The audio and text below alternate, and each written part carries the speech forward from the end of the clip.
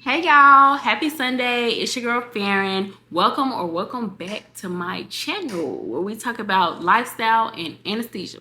So I heard y'all had some questions and I'm here to answer them. So we're gonna do a little quick questioning and answering with me. All right. So if y'all see me looking away, it's just because I wrote y'all questions down. Now, a lot of these questions came from either the comments or they came from like y'all DMing me on Instagram. So if y'all ask me these questions, we just gonna talk about them again. All right. So the first one is, do you love it so far? So basically, like, do I love being an AA so far? Right now, like, I do. I love it. Like, it's allowing me to do some things that I just wouldn't have been able to do before. I feel like very blessed to be here, very blessed to help my patients. I'm learning how to take care of patients every day. Like, I learn a new trick, new technique every single day. So that's cool. So I am loving this job. Like, compared to other things I could have been doing, this is definitely where it's at. Number 2, how are you adjusting? So if y'all watched my first video, I talked about my first week working as an AA, and I'm still like, I'm still adjusting, but it's definitely better. Like, now I'm getting into the routine of things. Like, we work with a lot of docs and stuff, so I remember saying like the hardest thing was learning the kind of like each doc's recipe for every block. But now I'm starting to like, I'll be like, okay, doctor such and such like this, doctor such and such like that. Like, I'll be ready to go. Now sometimes they still switch it up on you, girl, but it is what it is. I'm learning to like go with the flow a little bit more just because I have a foundation, and to me anything outside of that is kind of like just like an extra little piece, but it's not too far away from the basics that I already know, if that makes sense. So CAA versus CRNA. I'm gonna be honest, y'all, I don't really know much about being a CRNA. All I know is CAA. But from what I gather, what I read and everything, we do the same job, but there are a couple differences. So the path to being a CAA is, like you go to school, you get your bachelor's degree, and then you do all your prerequisites, and then you apply for the program, for the master's program after you already got your bachelor's. Now for the CRNA, you have to become a whole nurse first and go through that line of work and then do anesthesia. So that's pretty much that. And then also CRNAs can work independently from the anesthesiologist, whereas CAAs work like specifically under the anesthesiologist. So we're kind of like the right hand man, right hand girl, if that makes sense. So you have to have like the anesthesiologist in there for induction, and you have to have them in there for emergence, whereas the CRNA, they can do all those things on their own, if that makes sense. But I never really considered becoming a nurse just because I was looking for something quick. Like, I just wanted to hurry up and get to my career. So that just wasn't the path for me. If that makes sense. How long are your shifts and how many days do I work? So I work 4-10. So basically I work 4 days of the week, 10-hour shifts.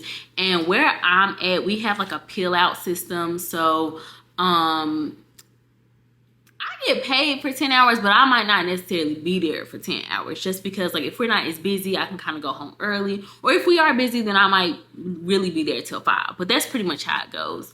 And some days are definitely busier than others. Would I do it all over again, like become a CAA?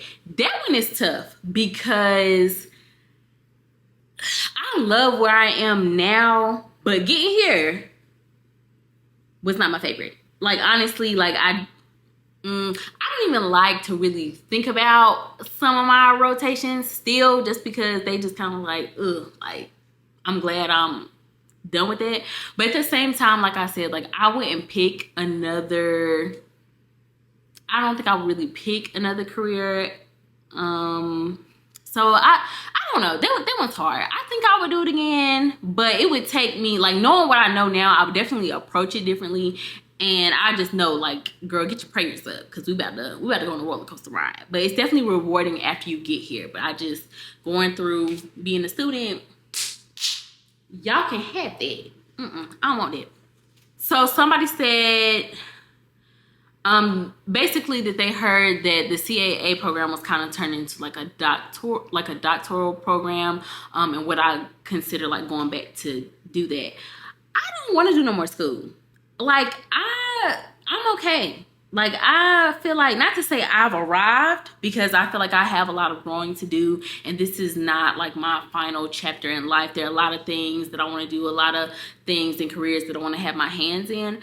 But going back to school, I mean, I'm not gonna say never, because I'm young, so you just never know. You never know what you're gonna do in life. But as of right now, I don't see it. I don't see it. I don't see being a student again. No time soon. No, I can't have that. What was I surprised to learn about being a CAA? I think I was surprised to learn, just like, so basically every hospital environment is different. So your role, like, you have a base role, but it looks different everywhere else. So for example, like, you could work at a hospital and they could expect you to do all the spinals, all the blocks yourself. And then you work at a hospital where all the docs do the spinals and blocks, and you're just there to kind of be a helping hand. And I kind of thought that, I didn't know we did that at the beginning. So when we were learning how to do blocks and stuff, I was just like, why are we doing this? Like, I'm not the doctor. They're supposed to do this. And it's just like, no, girl, you might throw in a few spinals, throw in a few lines, do a little central line, whatever. And I was like, okay. So that was new for me. I didn't know that was one of my things until I was actually learning how to do it. But it's cool. Once you get to practice and, you get used to the flow of everything, it becomes, like, I'm not gonna say second nature, but it becomes easier, okay?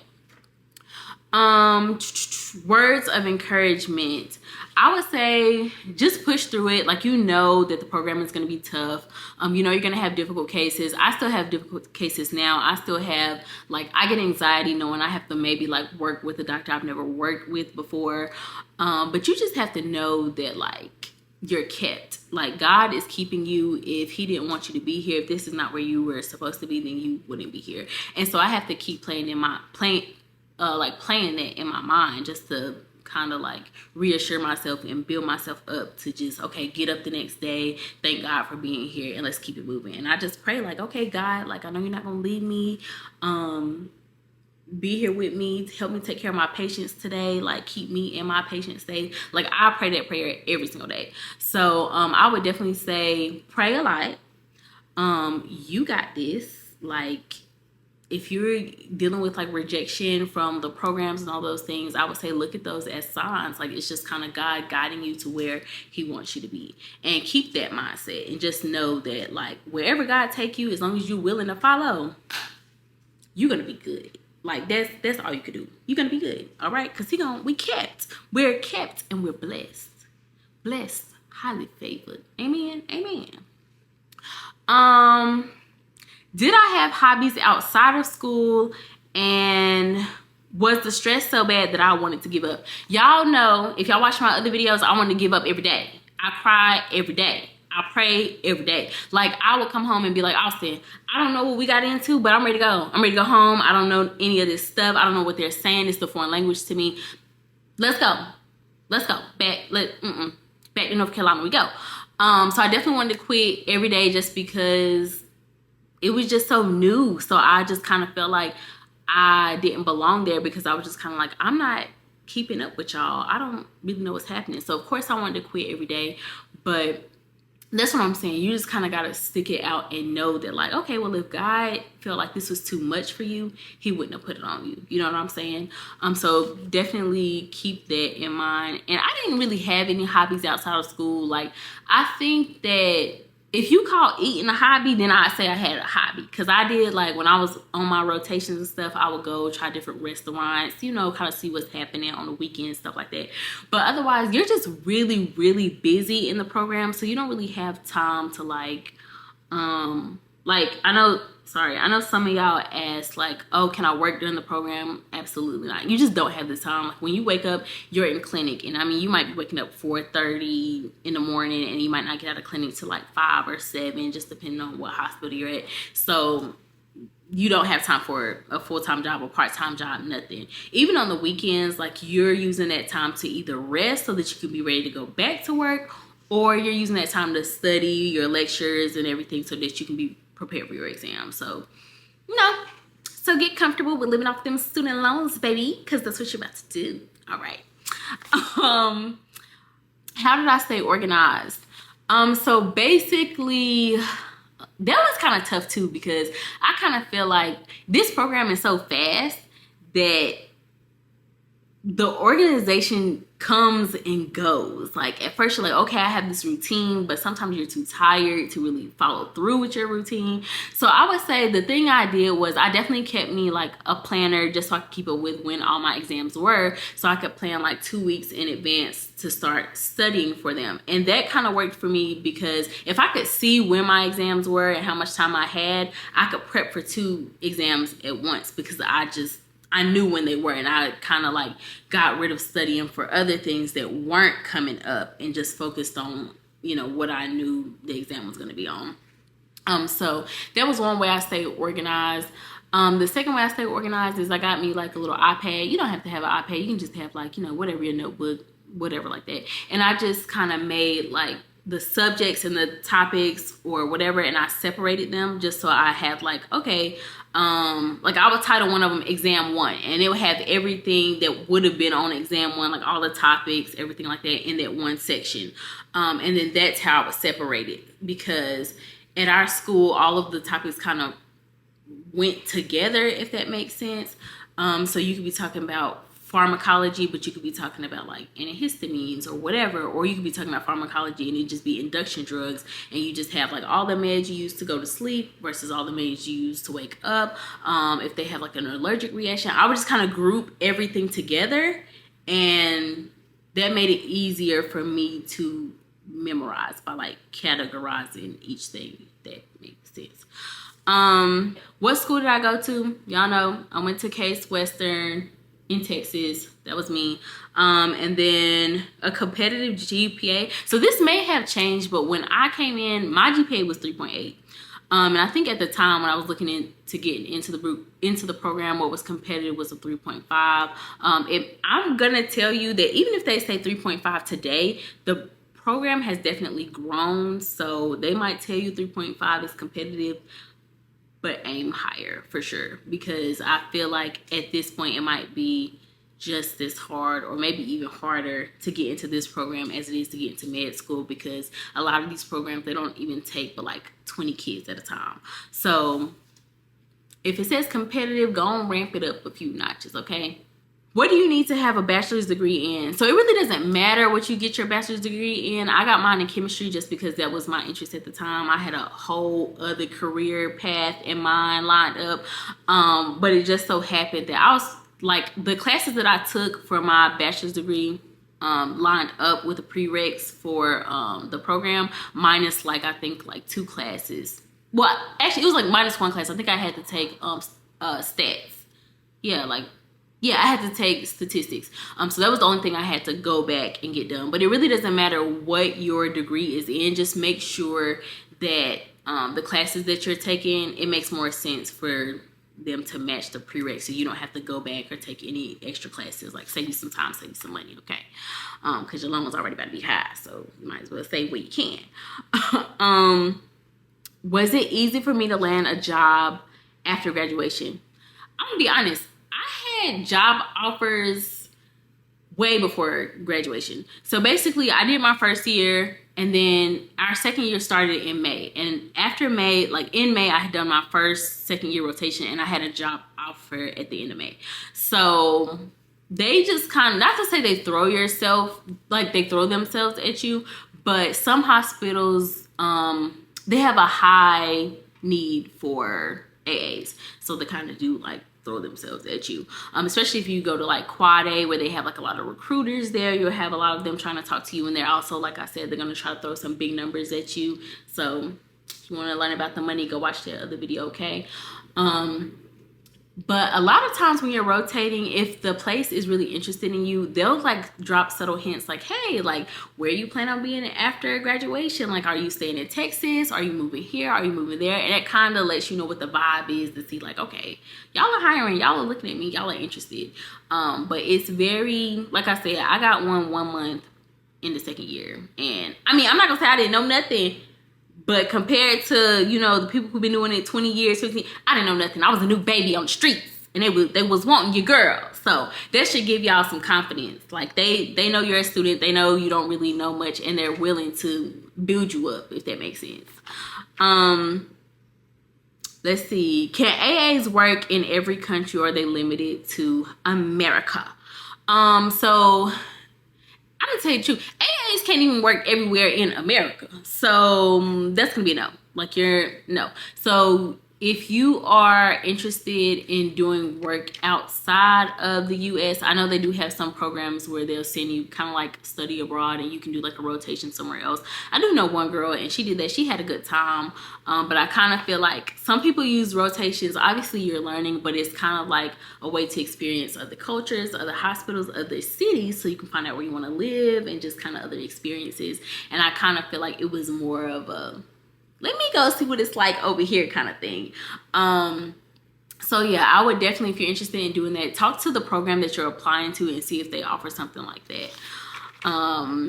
What should we study before getting into AA school?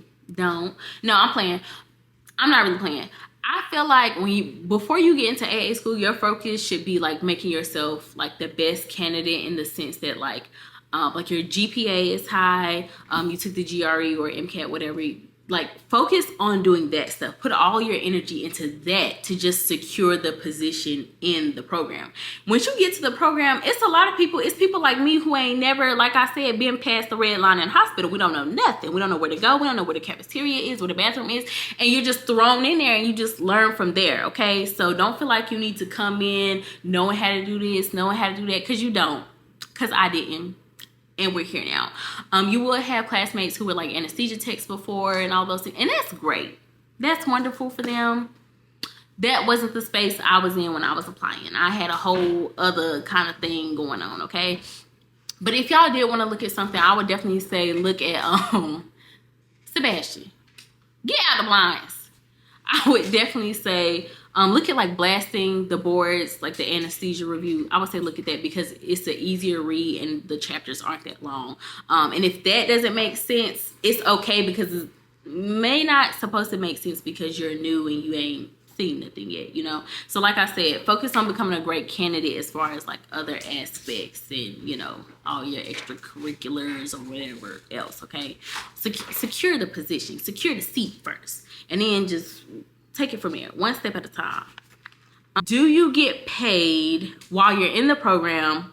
And okay, yeah, and are you able to work during the program? Like I said, you're not able to work during the program. You're just too busy. You don't get paid during the program unless you call like financial aid, get paid. But no, otherwise you don't get paid. So you're gonna either need to use like financial aid or whatever means if you're planning on paying out of pocket, which I don't believe any of us paid out of pocket because it's just so expensive. I think at the time it was like, I'm gonna say between like $120,000, $140,000, $160,000 for tuition. So I mean, unless you got that, you might got it. Your girl don't got it. Okay, so she took them loans. But yeah, you're gonna need to use loans, and I took all of my loans just because that was what I needed at the time. Like I wasn't working. Austin was working, but like we split the rent so that we could live and have lights and water and eat and still be comfortable. I mean, we were able to do that. Now, for my second year, what we ended up doing was Austin actually went back to North Carolina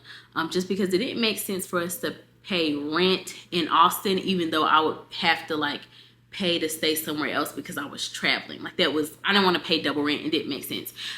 So if you have like a family or something like that, that might be something you consider. Like when you do your rotations, maybe you don't go as far so that you can still like, I don't know, come home on the weekend, see your family or something like that. Otherwise, like if you're doing rotations that aren't necessarily like required and they're just kind of places you want to go experience, we were responsible for finding our own places to stay.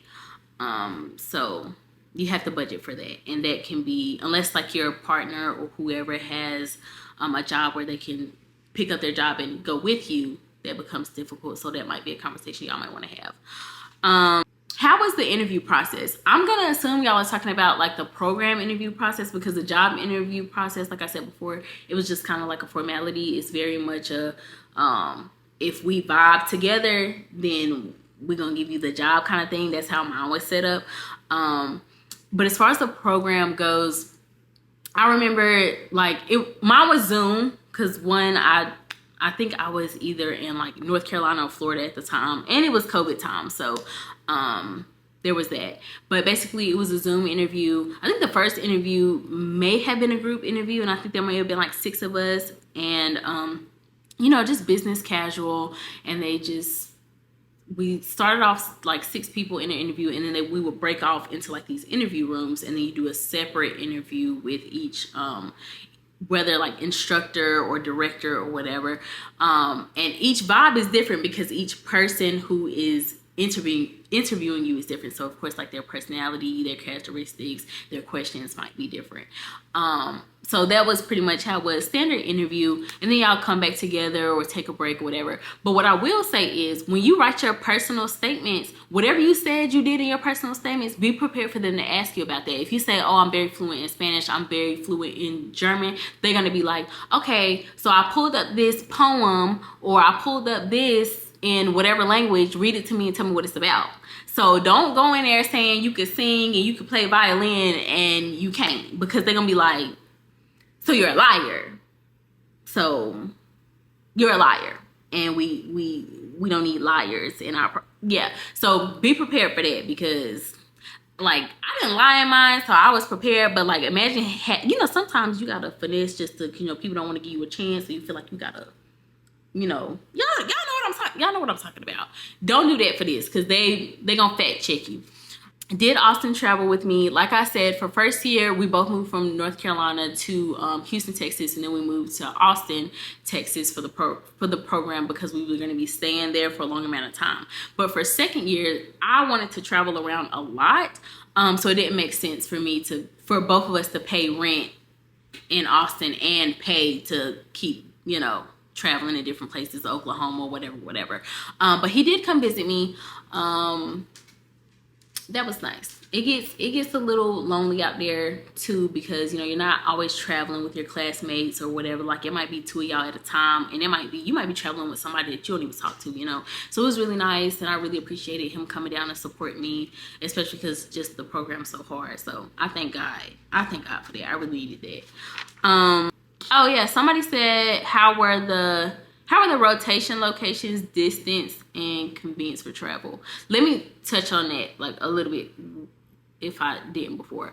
So the way my program set up, we were a new program, so there were only like 4 of us. So we didn't really have we had a main site, but then for second year, this is where you go and you do your trauma rotation, cardiac, and all those things. So because there were only 4 of us, we all got to pick all of our rotations if they weren't requirements. Like, if we had to do trauma, they had like a place for us to do trauma at.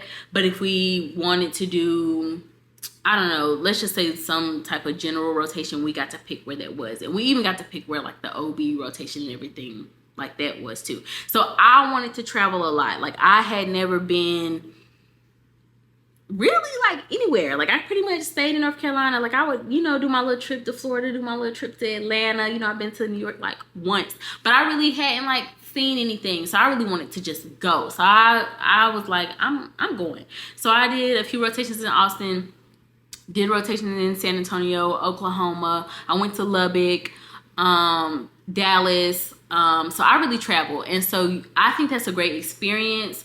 But it's gonna cost you a coin, so just prepare for that. You know, find you some Airbnbs, stay on a budget. But it worked out for me. Like, it really worked out, and I was able to pretty much use all of my loan money for that. I think the hardest part is when you come out of school, and if there's a gap between you working and when you graduate, that's when it kind of eats at you, and then you kind of like gotta scramble for something else to do because you're out of loan money. You're not a student anymore. But if you're working right after that, you know, maybe like your second year at the end, just kind of prepare for that and say like, okay, well, you know, some places might take 3 months to credential you for you to start working. That's a long time, versus some places take 2 weeks. So make sure when you take your job, you ask them, hey, how long is it going to be before I actually start working, so you can financially plan for that. But yeah, so those were all of y'all's questions that I saw. If y'all have any more questions, of course, like, comment in the video. and I'll read them and try to like respond back and all the things. But thank y'all for watching again. Please like, comment, subscribe, because I do read them and I enjoy talking to y'all. I do this for y'all. All right. So y'all have a good Sunday. I'll see y'all next time.